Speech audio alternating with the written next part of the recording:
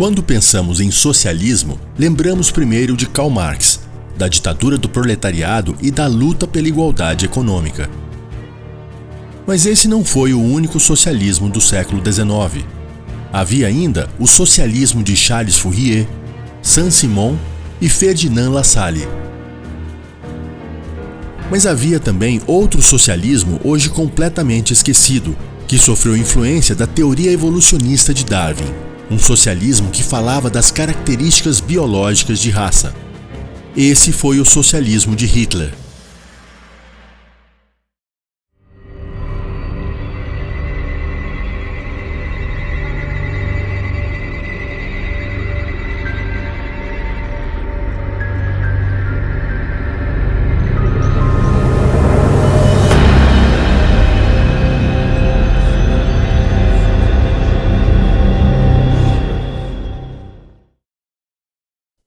Neste documentário, vamos falar das ideias dessa ideologia nefasta que causou e ainda causa tanto sofrimento ao mundo. Para combater o neonazismo que circula na internet, não parece inteligente evitar esse assunto.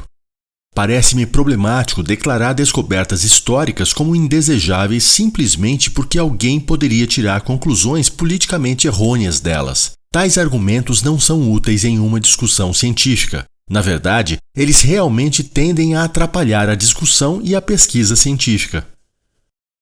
É importante entender o que foram essas ideias e como Hitler pensava para não nos perdermos apenas em joguinhos inúteis de ofensas partidárias na internet. A ignorância nunca ajudou ninguém na luta contra ideias nefastas. Esse documentário, portanto, é um estudo sobre as origens ideológicas do nacionalsocialismo e das ideias desenvolvidas pelo indivíduo Adolf Hitler a partir desse socialismo em particular. Depois da publicação de A Origem das Espécies de Darwin, em 1859, surgiram muitos naturalistas que pensaram o socialismo com base no conceito evolucionista de Darwin. Embora o social-darwinismo seja associado frequentemente ao liberalismo e à competição no livre mercado, alguns biólogos com tendências socialistas associaram as concepções social-darwinistas a um novo tipo de socialismo. Isso foi esquecido pela história e precisa ser relembrado para contextualizar as ideias de Hitler. Assim, os biólogos alemães se encontravam em um meio intelectual no qual o pensamento biológico e o social estavam intimamente relacionados. Se os teóricos sociais estavam se apropriando tão zelosamente do darwinismo para seus próprios propósitos, não deveria parecer estranho que os biólogos entrassem em discussão. De fato, um pequeno número de biólogos darwinistas no final do século XIX, incluindo o naturalista britânico Alfred Russel Wallace, cofundador com Darwin da teoria da seleção natural, e o botânico suíço Arnold Duttel, eram socialistas. Ao contrário de seus colegas antissocialistas, eles não viam nada nessa seleção natural que entrasse em conflito com as visões políticas esquerdistas. O naturalista suíço Arnold Duttel ficou famoso no final do século XIX como um dos principais propagadores desse socialismo que se baseava na competição entre indivíduos para o melhoramento da coletividade racial da própria espécie. O historiador Richard Wickard explica essa visão citando Arnold Duttel. É pura falácia e um mal-entendido quando alguém afirma que o darwinismo é um endosso da política aristocrática, uma glorificação do privilégio de classe, ou que a teoria da seleção natural na luta pela existência leva natural e inevitavelmente à aprovação de distinções aristocráticas dentro do progresso. O oposto é o correto. Se os liberais estavam usando o darwinismo para defender a desigualdade entre os indivíduos, por que Duttel coloca o socialismo dentro da seleção natural de Darwin numa medida de igualdade para lutar contra essas concepções liberais? Richard Wickard oferece uma explicação. Duttel achava que os seres humanos nunca poderiam escapar da luta pela existência nem deveriam tentar. Ele via a competição humana como um estímulo ao progresso e chegou a afirmar que viver é lutar. No entanto, ele não acreditava que as atuais instituições sociais e políticas permitissem uma competição irrestrita. Assim, ele queria ver maior igualdade de oportunidades e condições para que todas as pessoas talentosas pudessem ascender e promover o progresso. A luta humana pela existência, na visão de Dorrough, não é essencialmente um empreendimento individualista e egoísta. Pelo contrário, a gradual substituição do egoísmo animal pelo altruísmo humano foi vantajosa e trouxe sucesso aos humanos na luta pela existência. Dorrough pensou que essa tendência na história evolutiva dos humanos fornecia uma pista para o futuro desenvolvimento da humanidade. O altruísmo continuaria a aumentar às custas do egoísmo. Em vez de eliminar a luta pela existência, sua visão, de Dorrough, era que o socialismo criasse maior igualdade social e econômica para que a luta fosse justa, ou seja, baseada no talento e não na riqueza. Biólogos darwinistas do século XIX, como Dorrough, afirmam que o socialismo deveria possibilitar uma igualdade de oportunidades para que indivíduos realmente talentosos ascendessem de acordo com o seu mérito pessoal. Sua biologia individual desenvolvida ao longo de gerações é que permitia ter talentos mais aprimorados do que outros. Portanto, eles deveriam ter os melhores postos de comando e de influência sem depender da riqueza, do status social ou de qualquer interferência pessoal individualista e egoísta. Ou seja, a política deveria desobstruir os caminhos para que todos os indivíduos talentosos chegassem a postos mais altos. Para Dorrough, isso garantiria a evolução e o progresso da espécie no coletivo da raça. Foi nas ideias desses intelectuais que o pensamento político e social de Hitler se baseou. Ele era um social-darwinista ferrenho e acreditava piamente no princípio da luta das espécies, da luta da sobrevivência do mais forte. Isso fica claro em seus discursos. A política não é e não pode ser outra coisa senão a realização dos interesses vitais de um povo e a realização prática de luta pela vida com todos os meios disponíveis. Assim fica bem claro que essa luta pela vida tem seu ponto de partida inicial no próprio povo, e que ao mesmo tempo o povo é o objeto e o valor em si mesmo que deve ser preservado. Todas as funções desse corpo político devem, em última análise, cumprir apenas um propósito: garantir a preservação deste corpo no futuro. Na historiografia, alguns historiadores mais antigos colocavam em dúvida essa visão social da sobrevivência em Hitler, dizendo que talvez ele não acreditasse mesmo na evolução e nos princípios darwinistas. Mas isso é completamente falso. Otto Dietrich, por exemplo, que foi secretário de imprensa de Hitler, teve muitas conversas com o Führer e conta em suas memórias. Entre as próprias justificativas de Hitler para suas ações estava a sua filosofia da natureza. Tanto em discursos públicos quanto em conversas privadas, ele se referia repetidamente a essa filosofia, com o objetivo de convencer seus ouvintes de que essa filosofia representava a verdade final sobre a vida. Ele tomou princípios como a luta pela existência, a sobrevivência do mais apto e mais forte pela lei da natureza e o considerou um imperativo superior, que também deve reger a vida comunitária dos homens. Seguiu-se para ele que o poder estava certo, que seus próprios métodos violentos estavam, portanto, absolutamente de acordo com as leis da natureza. Hitler não era só um social-darwinista, ele acreditava realmente na luta pelos recursos e na sobrevivência do mais forte como leis da natureza irrefutáveis que também devem reger a sociedade e a vida social dos indivíduos. Esse conceito de que a sociedade deve ser reestruturada para se ajustar às leis da natureza merece ser explicado em mais detalhes, porque é o ponto central da visão socialista de Hitler. É isso o que ele demonstra acreditar em um discurso feito a seus soldados no fim da guerra, quando a vitória dos aliados era iminente. Vemos em todos os estados, em todas as épocas deste mundo, o resultado de um processo de vida sem fim.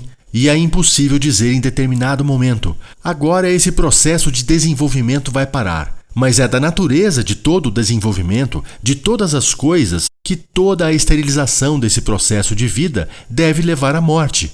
Pelo contrário, é da essência da natureza que o mais capaz seja sempre destacado e individualizado, o que significa que dentro do povo deve ser aberto o caminho para o capaz, que não se deve impedi-lo por meio de ordenações sociais ou da situação financeira, mas também se deve garantir que um fluxo contínuo de sangue fresco venha de baixo para cima, e que tudo o que está podre e lento morra, porque tem que morrer, porque está maduro para morrer, e não deve ser mantido.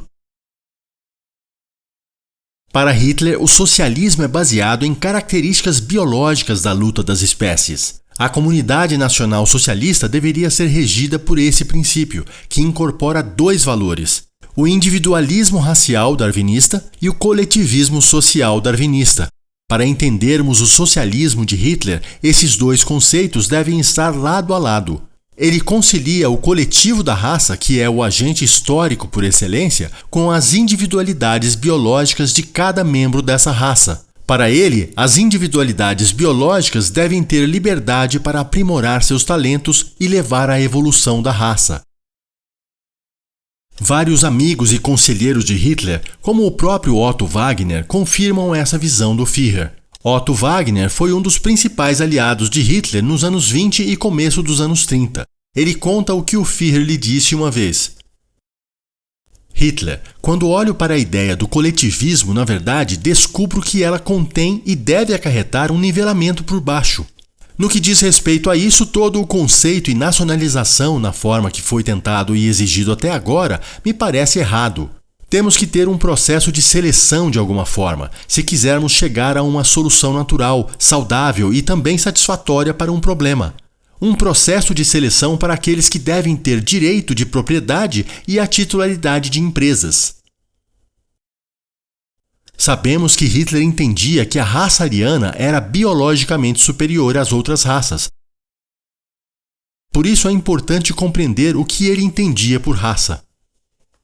Em primeiro lugar, o valor interior de um povo, que passa de geração em geração como herança e genótipo, valor que sofre alteração apenas quando o portador dessa herança, o próprio povo, muda em termos de sua composição genética. É certo que os traços individuais de caráter, as virtudes individuais e os vícios individuais também se repetem nos povos, enquanto sua natureza interior, sua composição genética, não sofre nenhuma mudança essencial. Para Hitler, o que leva a raça a evoluir não é só a sua constituição anatômica, a cor dos olhos e a altura. Os vícios e as virtudes, ou seja, a moralidade e a ética em si, são características biológicas das espécies. Esses traços estão no genótipo das raças, não no fenótipo. Essa interpretação de Hitler é o que fundamenta a ideia de que a raça ariana seria superior.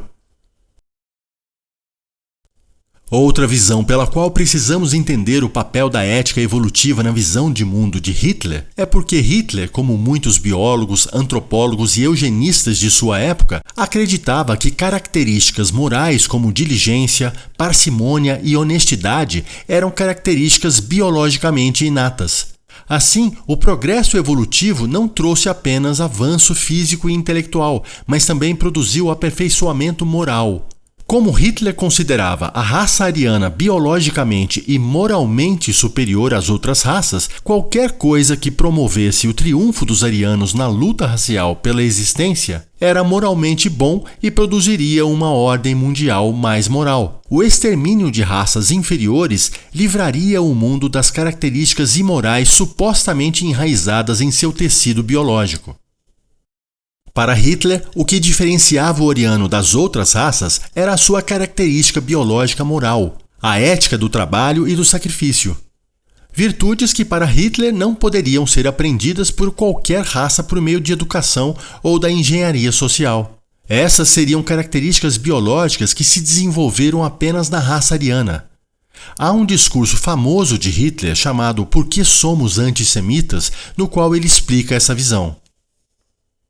O que significa trabalho? O trabalho é uma atividade realizada não por vontade própria, mas por causa do próximo. Se houver uma diferença entre o homem e os animais, assim é particularmente no trabalho, que não se origina de um instinto, mas vem da compreensão de uma necessidade. Dificilmente uma revolução teve um efeito tão profundo quanto a lenta revolução que gradualmente transformou o homem preguiçoso dos tempos primitivos no homem que trabalha. Quando eu disse que esse processo representa uma lenta, mas talvez a maior de todas as revoluções na história da humanidade, então deve-se supor que também essa revolução teve que ter uma causa, e esta causa foi a maior deusa dessa terra, aquela que é capaz de chicotear os homens ao máximo, a deusa da dificuldade, o processo de seleção natural. Podemos ver essa dificuldade no início da pré-história, sobretudo na parte norte do mundo, naqueles enormes desertos de gelo onde apenas a existência mais escassa era possível. Aqui os homens foram forçados a lutar por sua existência, por coisas que estavam disponíveis sem trabalho no sorridente sul, em abundância. O norte forçou os homens a continuarem suas atividades, produção de roupas, construção de residências, etc. Primeiro eram cavernas simples, depois cabanas e casas. Em suma, ele criou o princípio do trabalho. Quem estava fraco e doente não conseguia sobreviver ao terrível inverno e morria prematuramente. O que restou foi uma raça de gigantes fortes e saudáveis. Mais uma característica dessa raça nasceu. Onde o homem é amordaçado externamente, ele começa a se desenvolver internamente. Externamente limitado, internamente ele se torna ilimitado. Quanto mais o homem, devido às forças externas, deve depender de si mesmo, mais profunda vida interna ele desenvolve e mais ele se volta para dentro. Essas três conquistas. 1. O princípio reconhecido do trabalho como um dever, a necessidade, não apenas por egoísmo, mas para a preservação de todo o grupo de pessoas. 2. A necessidade de saúde corporal e, portanto, também de saúde mental. 3. A vida espiritual profunda. Tudo isso deu às raças do norte a capacidade de ir ao mundo e construir estados. Ou seja, os povos arianos teriam evoluído porque desenvolveram virtudes que os tornaram a única raça na história capaz de fundar e manter estados e civilizações. Enquanto os judeus, nessa concepção, formavam uma raça incapaz de fundar um estado. Vale lembrar que o Estado de Israel só foi fundado em 1948, depois de Hitler ter perdido a Segunda Guerra. Já entre os alemães, a ética de amor pelo trabalho e a ética do sacrifício comunal se desenvolveram em meio às dificuldades climáticas. Hitler continua em seu discurso. A luta contra os duros elementos nórdicos tornou uma ética de trabalho absolutamente necessária para a sobrevivência. Assim, ao longo dos tempos, os arianos desenvolveram o amor hereditário pelo trabalho. Portanto, arianismo significa concepção moral do trabalho, e através daquilo de que falamos tantas vezes hoje: socialismo, senso de comunidade e bem comum antes dos interesses individuais.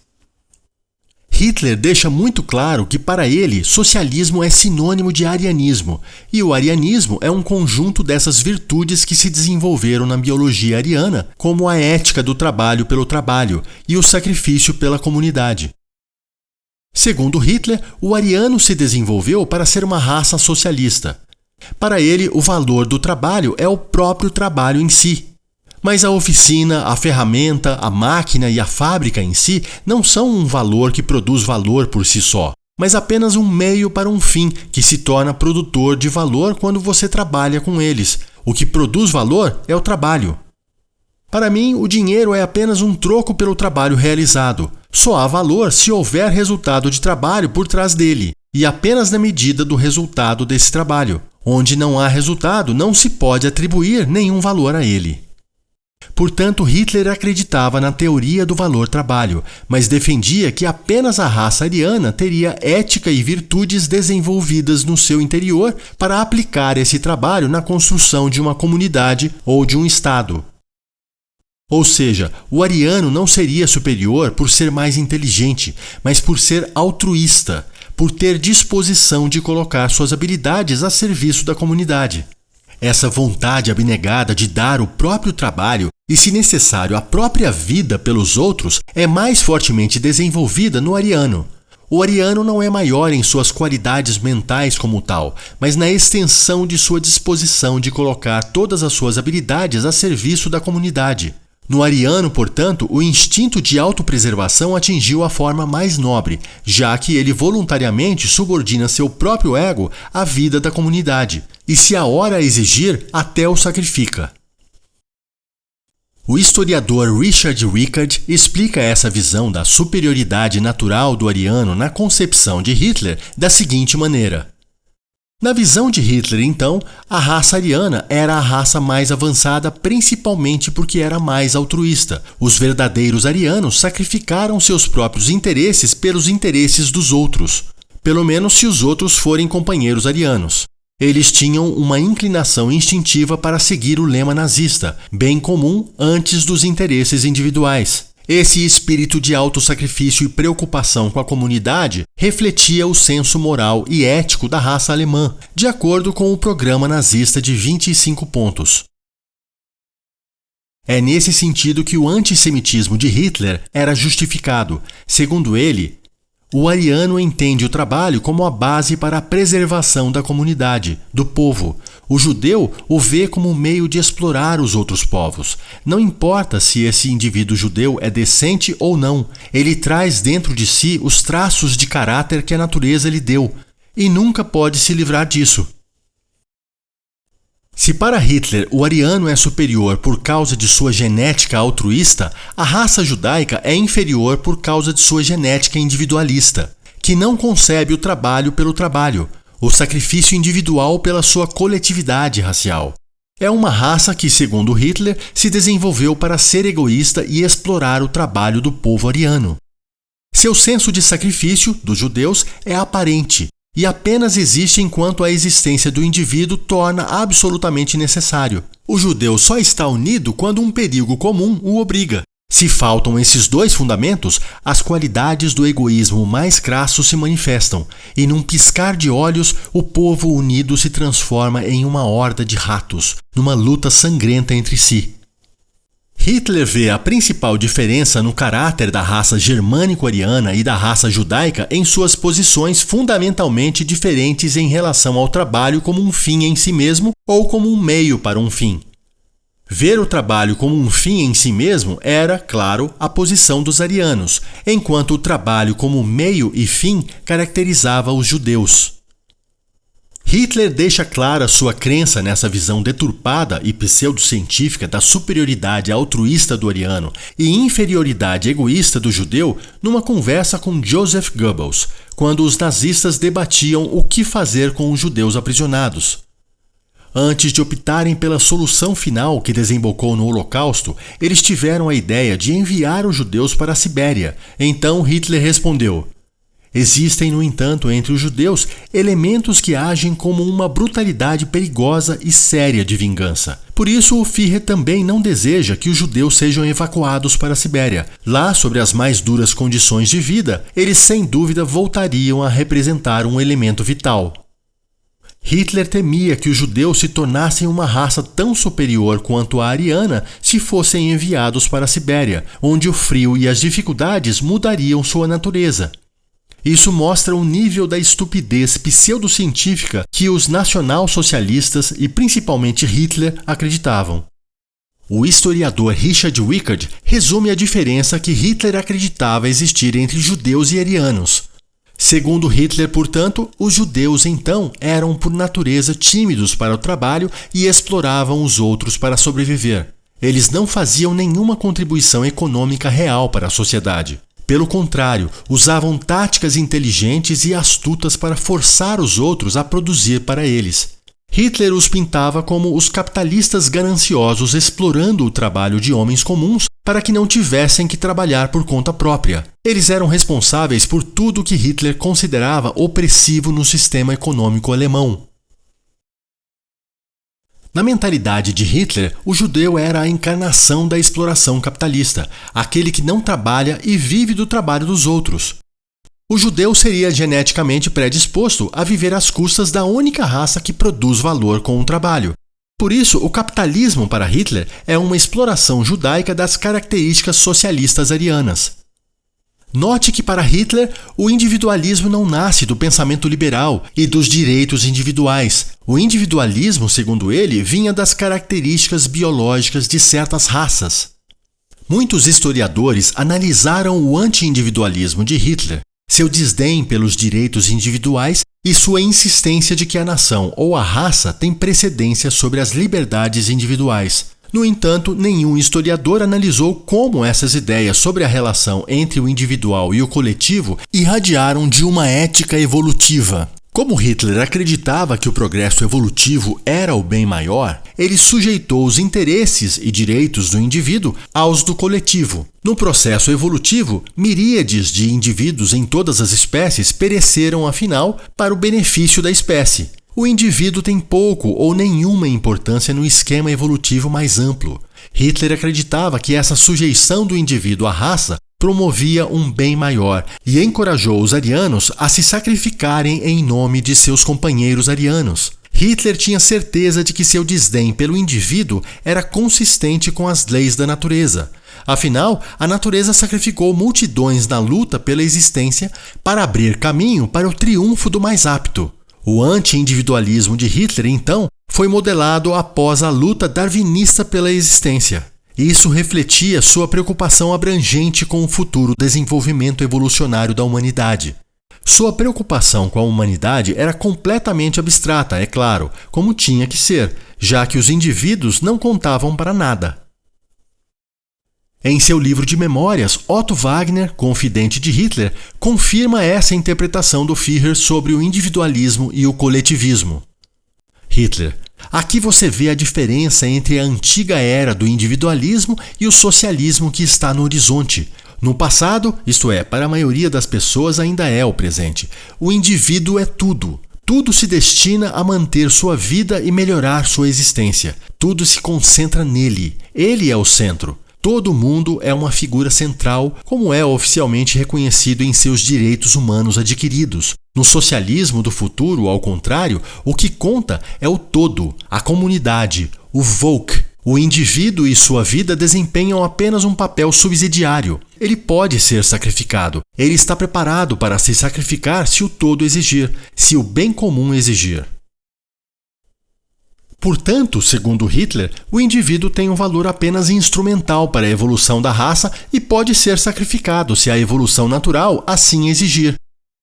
Em oposição ao individualismo judaico estaria o coletivismo ariano. O amor ariano pelo trabalho e sua ética de sacrifício comunitário possibilitaram que o Estado fosse fundado. Para Hitler, as virtudes genéticas arianas seriam o verdadeiro fundamento do Estado e não qualquer visão econômica. Para ele, o desejo de preservar a espécie é a primeira causa para a formação das comunidades humanas. Assim, o Estado é um organismo nacional e não uma organização econômica. Uma diferença tão grande quanto incompreensível, particularmente para os nossos chamados estadistas de hoje. É por isso que eles pensam que podem construir o Estado através da economia, quando na realidade ele resulta e sempre resultará apenas da ação daquelas qualidades que estão de acordo com a vontade de preservar a espécie, a raça. E estas são sempre virtudes heróicas, e nunca o egoísmo dos lojistas, pois a preservação da existência de uma espécie pressupõe um espírito de sacrifício do indivíduo. Ou seja, a criação do Estado está ligada a uma ética de sacrifício pela comunidade e de amor ao trabalho. Não depende do respeito aos direitos individuais e da liberdade econômica como defende o liberalismo. O socialismo para Hitler é resultado dessas características genéticas do ariano, que são o próprio fundamento do nacionalismo, ou seja, o sacrifício do indivíduo pela sua comunidade, pela sua nação. Esse é o significado da expressão nacional-socialista para Hitler. O socialismo seria nacional porque surgiu da natureza ético-biológica do ariano. A raça ariana teria sido a única capaz de desenvolver o verdadeiro socialismo. Temos a convicção de que o socialismo em nosso sentido pode ser e será encontrado em nações e raças arianas. E, portanto, em primeiro lugar, esperamos em nosso próprio povo e estamos convencidos de que, desse modo, o socialismo é inseparável do nacionalismo. Otto Dietrich também afirma em suas memórias que o nacionalismo e o Estado estão intrinsecamente ligados às características genéticas socialistas da raça ariana. Hitler disse ao povo que a recuperação nacional seria alcançada apenas por meio de medidas sociais e que os objetivos socialistas só poderiam ser alcançados em bases nacionalistas. O conceito nacional que ele pregava era a criação do Estado sem classes, estabelecendo uma Volksgemeinschaft, uma comunidade racial do povo, eliminando os males do sistema partidário e resolvendo o problema judaico. O princípio governante dessa comunidade nacional seria o bem comum antes do bem individual. Antes de Hitler entrar para o que chamamos de Partido Nazista, o nome da agremiação era Partido dos Trabalhadores Alemães. A inclusão das palavras nacional-socialista no nome do partido foi feita por Hitler. E agora que entendemos a origem da expressão nacional-socialismo para Hitler, fica mais claro como são desinformadas as análises que muita gente faz na internet sobre o termo nacional-socialismo. Humberto Matos e Elias Jabbour, por exemplo, já fizeram vídeos no YouTube dizendo que Hitler cunhou o termo nacional-socialismo apenas para enganar a classe trabalhadora. Portanto, a expressão nacional-socialismo seria ideologicamente vazia. Vimos agora como isso é falso. O nome do partido refletia a visão darwinista de Hitler, de que o socialismo era um traço ético evolutivo dos alemães e que o nacionalismo estava ligado ao senso comunitário do ariano. Nacionalismo e socialismo estavam inextricavelmente ligados na mente de Hitler. Ele frequentemente afirmava que os dois eram idênticos. O próprio nome do partido, que Hitler mudou em 1920 de Partido dos Trabalhadores Alemães para Partido Nacional Socialista dos Trabalhadores Alemães, refletia essa identificação de nacionalismo e socialismo. Para Hitler, o socialismo não significava igualdade econômica ou propriedade pública dos meios de produção, mas sim um sistema econômico caracterizado por cada um trabalhando para o bem de toda a nação. Cada um deve sacrificar seu tempo, energia e bens materiais para promover o bem-estar comum da nação e do povo alemão, definido racialmente, é claro. Otto Wagner, que foi amigo de Hitler por quase 10 anos, partilhava da mesma opinião. Não me coloquei no caminho da política para abrir caminho para um socialismo internacional. Trago ao povo alemão um nacional-socialismo, a teoria política da comunidade nacional. O sentimento de unidade de todos os que pertencem à nação alemã e que estão preparados e dispostos a sentir-se parte indissociável, mas também corresponsável da totalidade da nação, leia-se raça. Portanto, está claro que o termo nacional-socialismo não foi uma estratégia de Hitler para roubar trabalhadores de outros movimentos socialistas para sua causa. Hitler mudou o nome do partido baseado em sua visão político-darwinista de mundo, de que os arianos eram a única raça que desenvolveu a ética socialista de sacrifício comunitário. Agora que compreendemos os aspectos ideológicos do individualismo e do coletivismo em Hitler, podemos ver como ele aplicou sua visão de mundo na prática, nas políticas públicas. O próprio Hitler explica: uma revolução tem 3 objetivos principais. Em primeiro lugar, trata-se de quebrar as divisões entre as classes, de modo a permitir a ascensão de todos os indivíduos. Em segundo lugar, trata-se de criar um padrão de vida que garanta aos mais pobres uma existência digna. Por fim, trata-se de agir de modo que os benefícios da civilização se tornem propriedade comum. A Revolução Nacional Socialista buscava uma comunidade na qual todos os indivíduos da raça deveriam ter as mesmas oportunidades para ascender e conquistar postos adequados às suas habilidades desenvolvidas geneticamente, não para a felicidade individual, mas para o bem da coletividade racial, para garantir a continuidade da evolução da raça. Otto Dietrich explica: Hitler queria garantir sua continuidade estabelecendo um sistema permanente e funcional para a seleção de líderes. Para tanto, todas as barreiras de privilégio deveriam ser removidas. Os líderes em potencial que buscavam elevar-se acima das amplas massas do povo não deveriam ser prejudicados por nascimento ou condição econômica. Só a competência seria qualificação para a liderança nesse novo Estado. Os melhores jovens da nação deveriam ser constantemente recrutados entre o povo.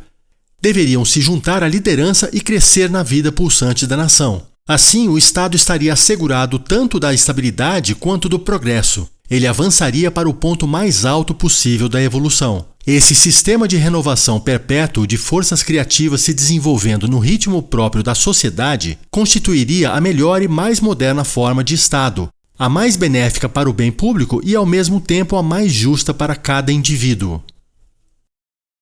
Com isso, Otto Dietrich quis dizer que o Estado alemão deve garantir a evolução da raça em primeiro lugar, porque abriria as portas para que os talentos arianos florescessem e beneficiassem toda a comunidade racial ariana. Era um socialismo que garantiria a igualdade de oportunidades para que o talento individual de cada um pudesse ser útil para a coletividade racial, independentemente da origem de classe e do poder econômico. Cada um deve se sacrificar e trabalhar de acordo com suas aptidões para a coletividade da raça. É o que o historiador Rainer Zitelmann conclui sobre o comentário de Otto Dietrich. Nessa declaração de Dietrich, a natureza do conceito de Hitler torna-se claramente visível. Privilégios tradicionais e barreiras de classe devem ser abolidos para abrir o caminho para o avanço social aos membros das classes socialmente inferiores, particularmente os trabalhadores. Isso, é claro, não era um conceito para o desenvolvimento do indivíduo, mas para o benefício máximo da comunidade nacional. Hitler era indiferente ao indivíduo como tal, que era importante apenas em sua função e utilidade para a comunidade nacional alemã. E, de acordo com Hitler, isso seria mais bem servido se as tradicionais barreiras de classe fossem removidas e todos os membros da Volksgemeinschaft tivessem a possibilidade de participar da luta pelo avanço social, definida em termos sociais darwinistas. Portanto, Hitler pretendia criar uma estrutura estatal administrativa socialista que permitisse igualdade de condições e acabasse com qualquer preconceito de classe, para favorecer a lei natural da luta das espécies para o melhoramento da raça. O conceito socialista desenvolvido por Hitler partiu da pergunta: por qual princípio a justiça social e a harmonia dos interesses econômicos podem ser mais bem alcançadas, dadas as diferenças naturais entre os homens? A resposta de Hitler foi: o princípio da eficiência socialista, ao estabelecer a igualdade de condições na competição econômica, produzirá a solução mais justa e, ao mesmo tempo, mais bem-sucedida. Consequentemente, ele exigia oportunidades iguais para todos, abolição de todos os privilégios de nascimento e classe, quebra do monopólio educacional da classe proprietária, eliminação da renda imerecida, quebra da servidão aos juros e o destronamento do ouro, já que o ouro é um fator econômico improdutivo. Em seu pensamento econômico, o trabalho que gera mais trabalho substitui o ouro. Em vez do interesse capitalista, ele insistia na produtividade econômica do povo. O próprio Hitler deixou claro em vários discursos a posição de seu socialismo nesses mesmos termos. O propósito do socialismo também deve ser que um povo se torne saudável, que o povo se eleve por meio desse socialismo. Quando percebo que o socialismo não deve ser uma frase partidária, mas uma doutrina para elevar os mais pobres, os mais baixos de um povo, a melhorar suas condições de vida, então tenho que entender que só posso conseguir isso se toda a comunidade estiver pronta para isso, quando todo um povo se colocar a serviço desse movimento. Socialismo significa para nós não a solução da questão trabalhista, mas sim a ordenação de todos os camaradas raciais alemães em uma verdadeira comunidade viva. Significa a preservação da evolução do folk com base nas específicas leis da evolução da espécie. Nessa última citação, Hitler deixa muito claro que o seu socialismo seguia os princípios defendidos por biólogos sociais darwinistas do século XIX, como o naturalista suíço Arnold Dorel. Embora Hitler acreditasse claramente na desigualdade biológica humana que produziria desigualdades políticas, econômicas e sociais, ele abraçou um tipo de igualdade, a igualdade de oportunidades.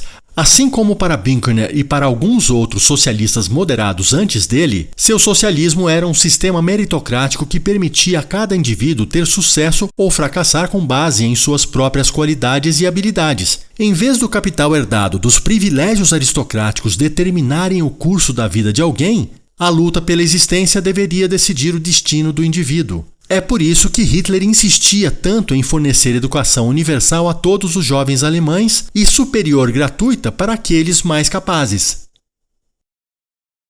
Vale esclarecer que quando falamos de igualdade de oportunidades e de um sistema meritocrático, não estamos falando no sentido que essas palavras possuem hoje em dia.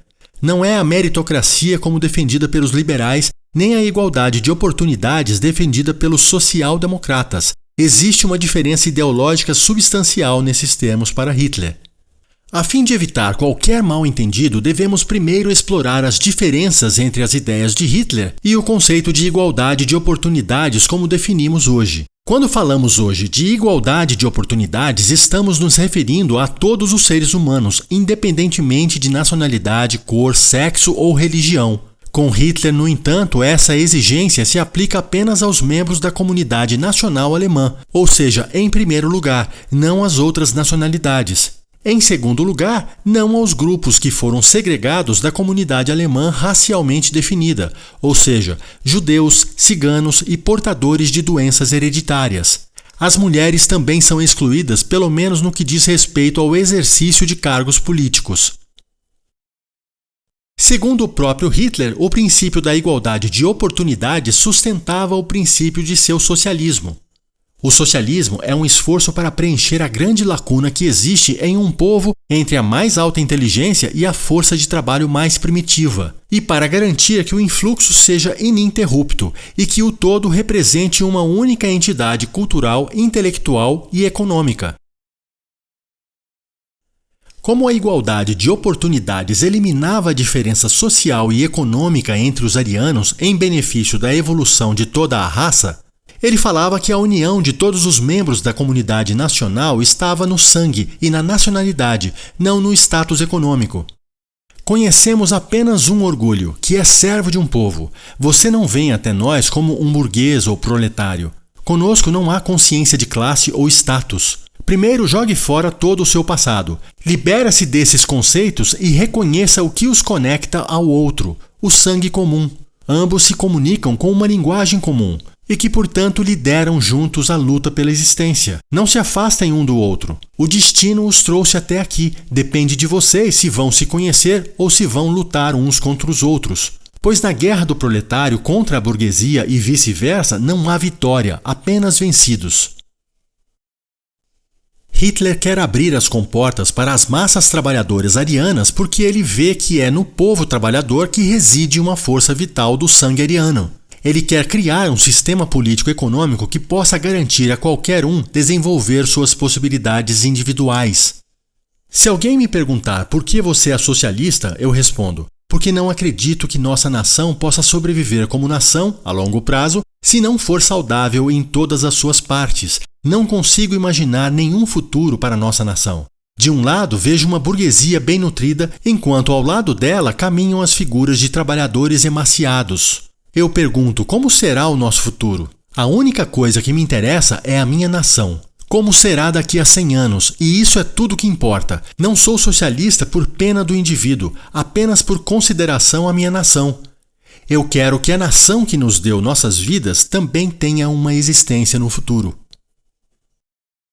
É incrível que ainda haja dúvidas sobre o socialismo de Hitler, até porque seus discursos explicando esse socialismo não eram raros. Aqui segue outro exemplo.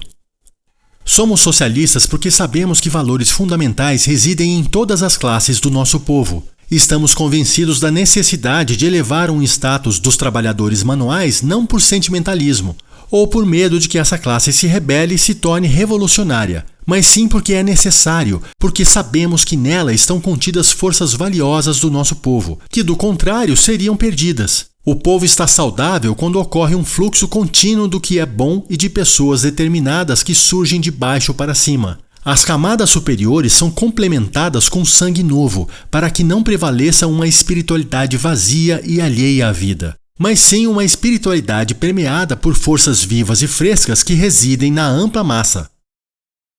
O anticapitalismo nessa ideologia nacional-socialista é a base sobre a qual Hitler argumenta que é preciso atuar. Eu só ajo no interesse de um povo quando me esforço com o maior zelo para que uma nação inteira, desde que seja ativa e valiosa, possa permanecer viva. Quem é valioso então? Valioso é uma pessoa que trabalha e contribui para a sua nação às custas e com base em suas habilidades. Meus queridos amigos, o inimigo mais terrível do nosso nacional-socialismo é a ganância pelo lucro de um lado e a arrogância social do outro.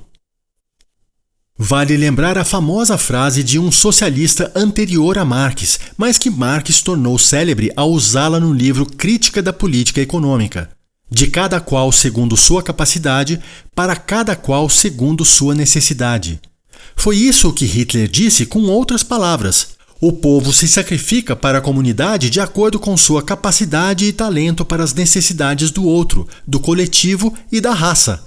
É a mesma ideia formulada de um modo diferente. Hitler toma esse adágio socialista e o reformula dentro do seu socialismo de igualdade de oportunidades. Esse socialismo social darwinista parece estranho para nós porque foi esquecido pela história. Ele se tornou obsoleto principalmente por causa da influência nefasta de Hitler. Mas nosso desconhecimento não muda o fato de Hitler ter sido um socialista da tradição social darwinista do século XIX. Por isso é tão fundamental entender a base teórica do socialismo de Hitler. Só assim é possível interpretar de modo mais preciso as políticas econômicas e sociais que os alemães tentaram implementar naquele curto período da história do nacionalsocialismo, que só causou desgraça e tragédia.